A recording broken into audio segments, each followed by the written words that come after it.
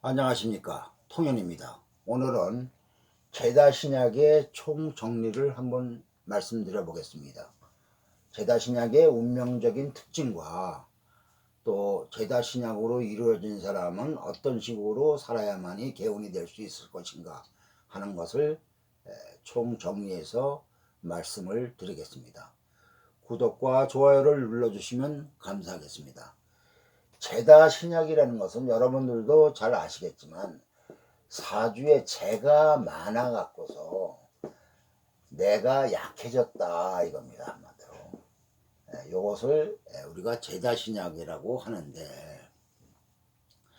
세부적으로 들어가면 재가 많은데 관살이 있는 구조가 있고, 또 재가 많은데 인성이 있는 구조가 있고, 또 재가 많은데 식상이 있는 구조가 있고, 또 비겁이 있는 구조, 더 세부적으로 들어가면은 그렇게 여러 가지로 같은 재달에도 이런 특징이 조금씩 다릅니다.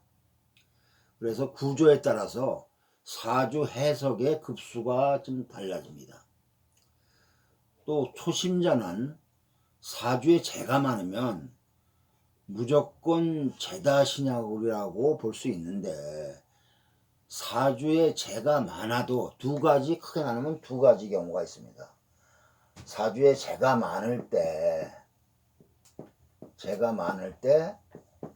그야말로 재가 많고 신약한 사주가 있는 반면에 또 종재라는 것이 있습니다. 종재. 이 종재라는 것은 뭐냐면 재가 많아서 자기가 감당하기 힘들기 때문에 아예 재를 쫓아가는 것을 우리가 종재라고 합니다. 이 제다신약과 종재는 그 운명의 결과가 굉장히 다릅니다. 그래서 그냥 여러분들이 재가 많다고 해서 무조건 제다신약으로만 놀아면 안 되고, 더 유심히 사주를 살펴봐 갖고 과연 제다신약인지 혹은 내가 재를 따라가는지 이것을 잘 봐야 됩니다. 만약에 종재로 이루어진 사주다 그렇게 되면 이런 사주는 부를 누릴 수 있는 사주이다 이렇게 우리가 볼 수 있습니다. 물론 운에 따라서 결과가 좀 달라질 수 있지만서도 부를 누릴 수 있는 그런 특징이 있습니다. 그리고 이제 사주를 이제 보는 데 있죠. 여러 가지 이제 방법이 있는데, 사주는 보는 관법이 상당히 이렇게 좀 다층 구조로 되어 있습니다. 사주가 다층 구조. 간단하게 어떠한 한 구조로 결정나는 것이 아닙니다. 사주는 간단하게 우리가 이제 설명해보면, 첫째로 제다신약을 이루었다 하더라도 그 오행이 있는 글자가 있습니다. 오행이 있다 혹은 어떤 오행이 없다 이런 것을 잘 봐야 됩니다. 한마디로 얘기해서 오행이 있다 하는 것은 다시 말하면 목화토금수가 사주에 다 있는 것을 얘기하는 거고, 오행이 없다 하면은 이 중에서 어느 한두 가지 오행이 없는 것을 잘 살펴봐야 됩니다. 그래서 같은 제달에도 예를 들어서 내가 갑일주다 그런다면은, 갑일주는 뭐예요? 토가 많은 것이 제다신약 아닙니까? 근데 금이 없을 수도 있고 수가 없을 수도 있고 화가 없을 수도 있는 제다가 있지 않습니까? 예. 우리가 이걸 육친으로 말하면 금이 없다 한다면 관살이 없는 거고, 또 수가 없다 하면 인성이 없는 거고, 또 화가 없다 하면은 뭐가 됩니까? 식상이 없는 거 아닙니까? 요런 거에 요런 거에 따라서 같은 제달에도 그 운명적인 해석이 달라집니다. 그래서 제다신약이라는 어떤 육신적인 구조로 봤을 때 제다신약이라는 구조를 이루었다 하더라도 그 어떤 오행이 있으면 많으냐 적으냐, 또 어떤 오행이 없느냐를 우리가 유심히 살펴봐야만이 그 사주를 갖다가 정확하게 분석을 할 수가 있는 거고, 그 다음에 두 번째로는 두 번째로는 이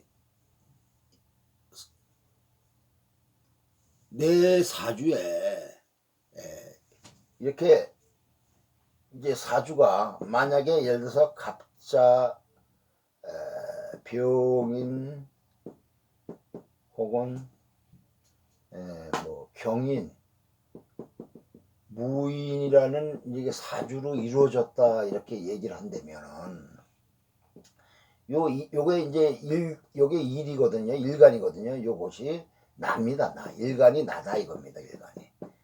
그러면 이 사주는 뭐냐면 8개의 글자로 이루어진 거 아닙니까? 8개의 글자로 이루어졌는데 나를 빼놓고는 7개의 글자가 여기 이렇게 존재하고 있습니다. 이것을 뭐라 그러냐면 환경이다 그럽니다. 환경. 일간을 제외한 7개의 글자가 환경이다 이겁니다.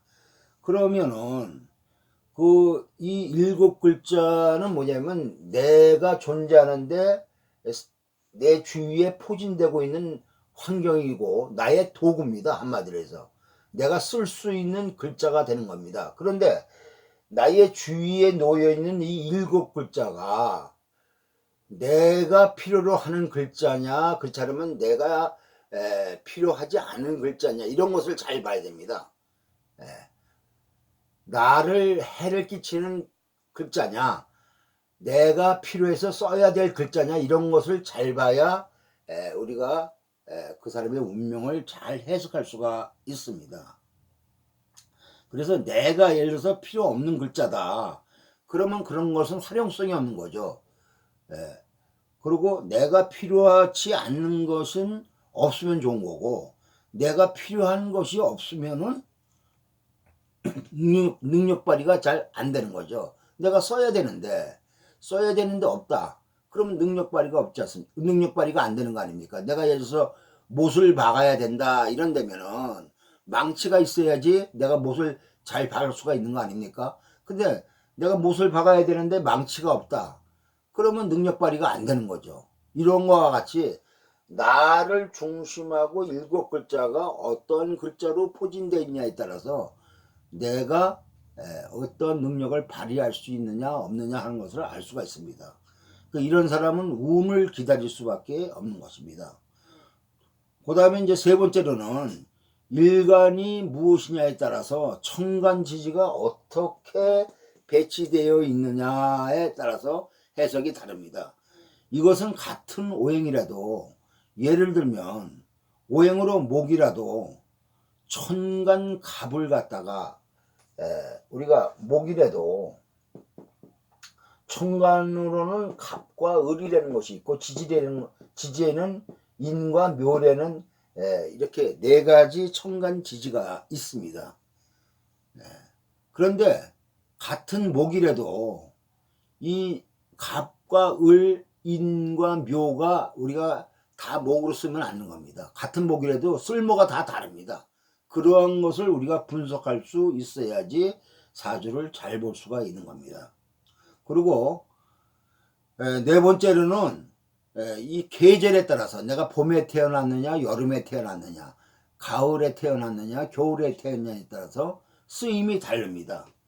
이렇게 우리가 사주를 단순하게 해석하면 안 되고 우리가 봐야 할 것이 상당히 많습니다.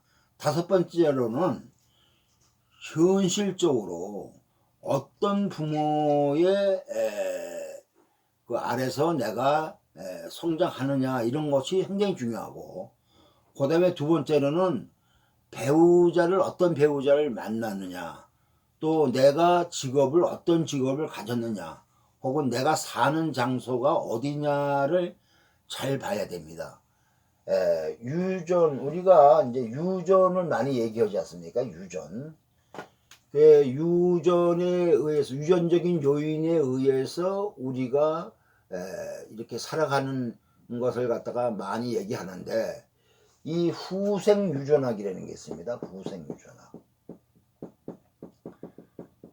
후생유전학이라는 것은 무엇이냐면은 내가 어떤 유전인자를 이제 받아갖고 그 유전인자에 의해서 내 생활의 형태가 이제 달라지는데, 이 유전인자가 뭐냐면 내가 살아가면서 어느 정도 영향력을 발휘하지만 절대적인 것은 아니다 이겁니다. 유전인자도 내가 살아가는 환경에 따라서, 또 내가 추구하는 그 가치라든가 혹은 노력에 따라서 유전인자가 변형이 된다 이겁니다. 변형. 그렇기 때문에 운명의 변화를 우리가 할 수가 있는 것입니다. 그래서 이렇게 내가 어떠한 삶을 살아가는 것이냐, 내 행위와 내가 어떤 행위를 하고 사느냐, 이것이 개운법에 상당히 중요한 겁니다. 그래서 나 같은 제다 신약을 하려도 삶의 형태가 다 달라지는 겁니다. 그래서 제다 신약이라도 부자로 살 수 있는 사람이 많다 이겁니다. 현실적으로 볼 때 이런 것에 대해서 신뢰를 들어가면서 설명을 하겠습니다. 그러면 일반적으로 제다 신약이라는 것을 갖추고 나면은 그 제다 신약이라는 것은 뭐냐면 그 제라는 글자가 최소한도 3개 이상 있는 것을 제가 많다 이렇게 얘기합니다. 3개 이상 있는 것을. 그러면 제다 신약을 이루게 되면은 그 일반적인 특징과 이렇게 특별한 특징이 2가지가 있는데, 첫째로 일반적인 특징은 제다 신약을 갖게 되면은 우선 첫째로 부모덕이 좀 약하다 이렇게 봅니다. 부모덕이 약하다. 특히 제가 연월에 포진돼 있을수록 좀 약한 가능성이 많습니다. 그리고 초년에 운이 안 좋을 때 그런 가능성이 많습니다. 이런 제다 신약을 갖추게 되면 부모덕이 없는데, 그러면 부모덕이 없는 것이 어떠한 양상으로 나타나느냐 하면은, 부모 중에 한 분, 특히 부친이나 모친이 일찍 돌아갈 수가 있는데, 일반적으로 부친이 일찍 돌아가는 경향이 많이 있습니다. 그렇지 않으면은 부모가 이혼을 한다 이겁니다. 부모가 이혼을 하거나, 그렇지 않으면은 부모하고 같이 자기가 산다면은 아버지와의 사이가 안 좋을 수가 있습니다. 그래서 이런 사람들이 옛날에는 양자의 명이다 그랬습니다. 양자의 명이다. 그래서 남의 집에 가서 어릴 때부터 사는 경우가 많이 생깁니다. 그래서 타가 양육이다, 남의 집에 가서 산다 이렇게 얘기하는데, 이것이 요즘에는 현실적으로는 좀 변한 게 뭐냐면은, 그래서 여러분들 그런 얘기 들어봤을 거예요. 뭐 옛날에 뭐 스님한테 가서 이게 내가 이름을 올려놓는다 절에, 뭐 이런 그래야 액을 면한다 이런 말도 있지 않습니까? 그런 이제 현상도 있었지만서도, 요즘에는 이제 어떤 경우가 생기느냐 하면은, 예를 들어서 뭐 자기 예를 들어서 아버지 형제 삼촌이나, 그렇지 않으면은 뭐 이모나 뭐 이런 사람들한테 이제 이렇게 기름을 받을 수도 있는 거고, 또 현실적으로는 예를 들어서 보모도 될 수 있겠죠. 보모. 이런 사람한테 내가 기름을 당한다 이렇게도 이제 얘기할 수 있어요. 그리고 이제 심하게 나쁜 작용이 일어나게 되면은 어머니가 미혼모가 될 수도 있습니다. 그리고 이런 제다 신약이 초년부터 운이 나쁘다 그러게 되면은 이렇게 소년 소녀 가장이라고 그러죠. 소년 소녀 가장.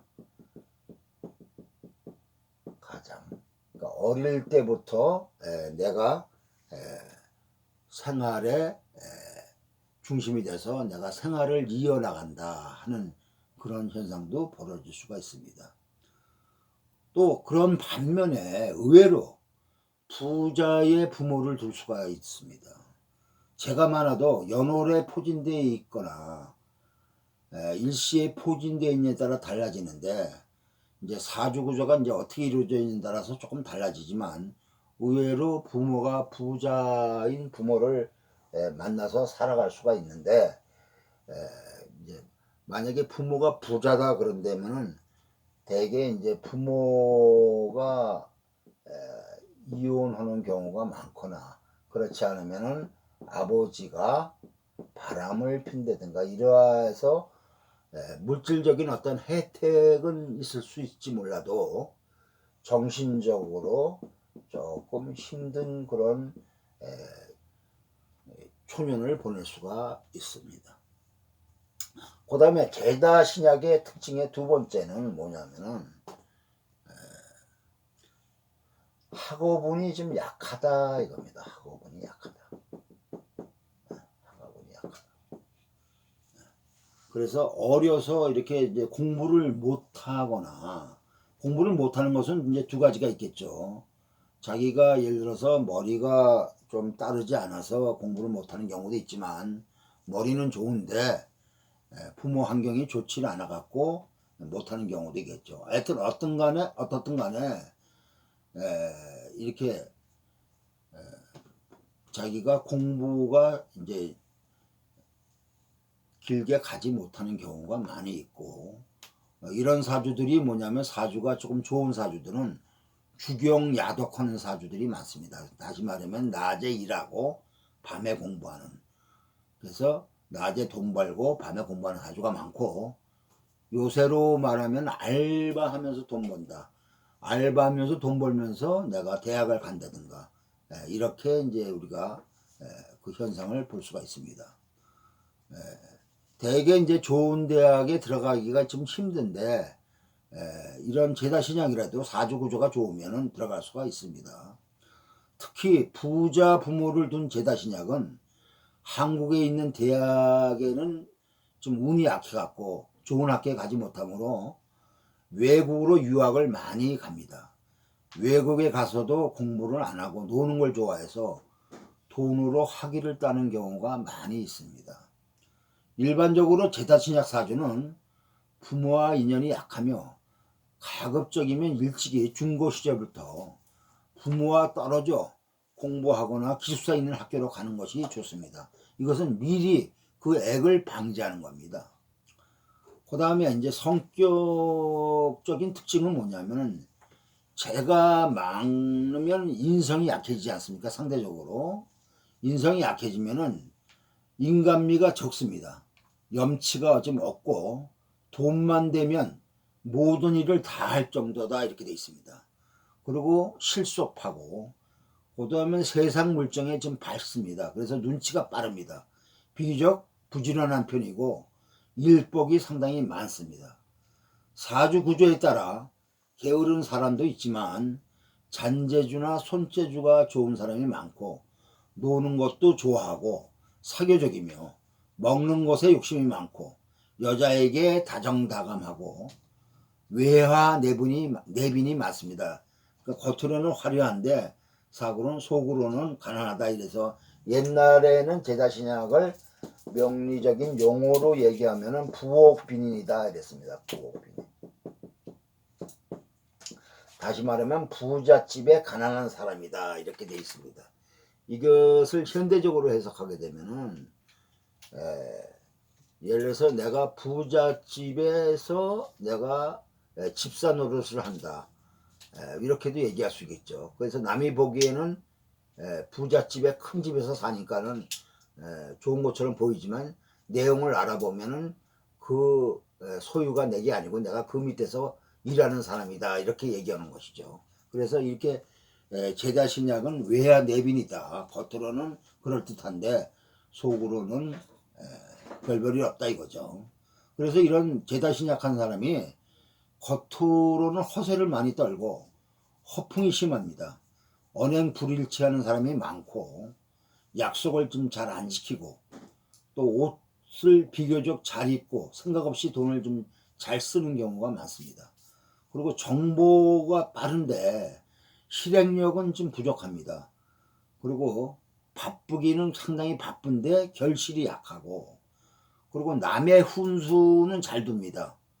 그래서 뭐 남한테 이래라 저래라는 잘 얘기하지만 실제로 자기 거는 또 잘 못 봅니다. 그래서 이런 사람들은 또 남 좋은 일을 많이 시키고 또 남의 밑에 가서 일을 하면 그 사람은 잘 되는데